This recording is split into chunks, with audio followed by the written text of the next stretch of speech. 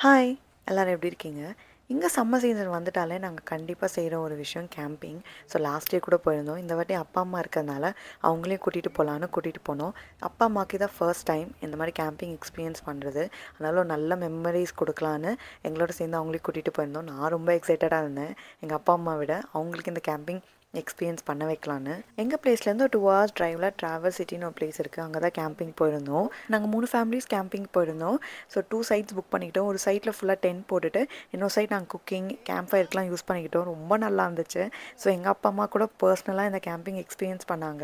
அவங்க என் கூட இருக்க அந்த 4 மாதம் நான் அவங்கள நல்லா வெளியே கூட்டிகிட்டு போய் நல்லா மெமரிஸ் க்ரியேட் பண்ணணும்னு ஆசைப்பட்றேன். ஸோ தட் அவங்க போனக்கப்புறம் கூட அந்த மெமரிஸ் நான் பார்த்துக்கிட்டு கொஞ்சம் சந்தோஷப்படேன்.